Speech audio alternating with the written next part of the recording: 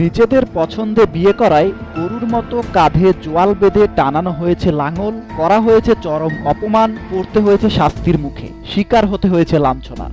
চমকে ওঠার মতো এই ঘটনা ঘটেছে ভারতের ওড়িশা রাজ্যের কোরাপুট জেলার এক আদিবাসী দম্পতির সাথে। গ্রামের অনানুষ্ঠানিক পঞ্চায়েতের রায়েই এমন কাণ্ড ঘটানো হয়েছে।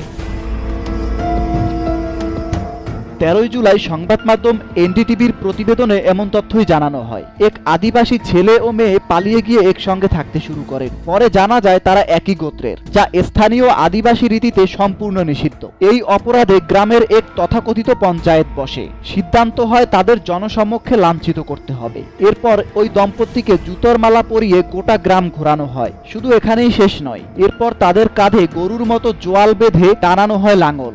এমনকি এই সময় তাদের গায়ে হাত তোলার ঘটনাও ঘটে। ঘটনার ভিডিও সামাজিক যোগাযোগ মাধ্যমে ছড়িয়ে পড়ার পর গোটা ভারত জুড়ে তীব্র ক্ষোভ দেখা দিয়েছে। অনেকেই এই বর্বরতা ও শুদ্ধিকরণ প্রথার বিরুদ্ধে সরব হয়েছেন। এই ঘটনা এবারই প্রথম নয়। কিছুদিন আগেও এই ধরনের ঘটনা ঘটেছে ওড়িশার পাশের জেলা রায়গাড়ায়। সেখানেও এক যুবক নিজের ফুফাতো বোনকে বিয়ে করায় দুজনকে জোয়ালে বেঁধে লাঙল টানানো হয় এবং শারীরিক নির্যাতনেরও শিকার হতে হয় তাদের। ভারতের সংবিধান অনুযায়ী পছন্দের মানুষকে বিয়ে করা কোনো অপরাধ নয়। এই ধরনের গোত্রভিত্তিক শাস্তি শুধু অমানবিকই নয়, আইন বিরুদ্ধও বটে। স্থানীয় প্রশাসন ও পুলিশের পক্ষ থেকে তদন্তের আশ্বাস দেয়া হলেও এখন পর্যন্ত কোনো বড় ধরনের গ্রেপ্তার বা শাস্তির খবর মেলেনি।